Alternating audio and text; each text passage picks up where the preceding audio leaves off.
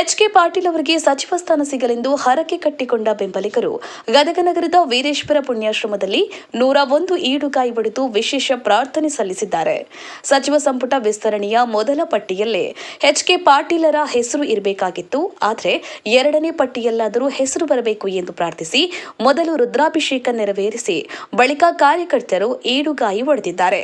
ಹಾಗೆಯೇ ಗುರು ಪುಟ್ಟರಾಜ ಗವಾಯಿಗಳ ಗದ್ದಿಗೆಗೆ ಪೂಜೆ ಸಲ್ಲಿಸಿದ್ದಾರೆ. ಗಾಳಪ್ಪ ಎಚ್. ಹರಿಜನ್, ಲಕ್ಷ್ಮೇಶ್ವರ. ಜೈ ಭೀಮ್ ನ್ಯೂಸ್ 24x7 ಇದು ಬಹುಜನರ ನ್ಯಾಯಕ್ಕಾಗಿ. ಪ್ರಪ್ರಥಮವಾಗಿ ಅಲ್ಲಾಹನ ಮನದಲ್ಲಿ ನೆನೆಸುತ್ತಾ, ಲಿಂಗೈಕ್ಯ ಡಾಕ್ಟರ್ ಪಂಡಿತ್ ಪುಟ್ಟರಾಜರನ್ನ ಮನದಲ್ಲಿ ನೆನೆಸುತ್ತಾ, ಇಂದು ವಿಶೇಷ ಪೂಜೆ ಮುಖಾಂತರ ಸನ್ಮಾನ್ಯ ಶ್ರೀ ಎಚ್.ಕೆ. ಪಾಟೀಲ್ ಸಾಹೇಬರಿಗೆ ಏನು ಅನ್ಯಾಯ ಆಗಿದೆ ಅದನ್ನು ಸರಿಗೂಡಿಸುವ ಅಂತ ಹೇಳಿ 101 ಕಾಯಿ ಒಡೆಯ ಮುಖಾಂತರ ವಿಶೇಷ ಪೂಜೆಯನ್ನು ಇಂದು ಕಾಂಗ್ರೆಸ್ ಕಾರ್ಯಕರ್ತರೆಲ್ಲರೂ ಮಾಡಿದ್ದೇವೆ. ಯಾಕೆಂದರೆ ಮೊದಲನೇ ಸಚಿವ ಸಂಪುಟದಲ್ಲಿ ಸನ್ಮಾನ್ಯ ಶ್ರೀ ಎಚ್.ಕೆ. ಪಾಟೀಲ್ ಸಾಹೇಬರಿಗೆ ಸಚಿವ ಸ್ಥಾನ ಸಿಗದೇ ಇರೋದ್ರಿಂದ ಬಹಳ ನೋವು ಉಂಟಾಗಿದೆ.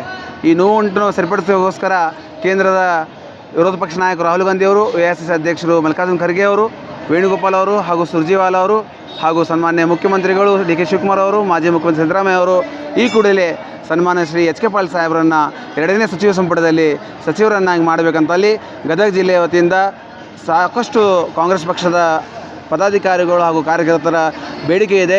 ಕೂಡಲೇ ಎರಡನೇ ಪಟ್ಟಿಯಲ್ಲಿ ಸನ್ಮಾನ್ಯ ಶ್ರೀ ಎಚ್.ಕೆ. ಪಾಟೀಲ್ ಸಾಹೇಬರನ್ನು ಸಚಿವ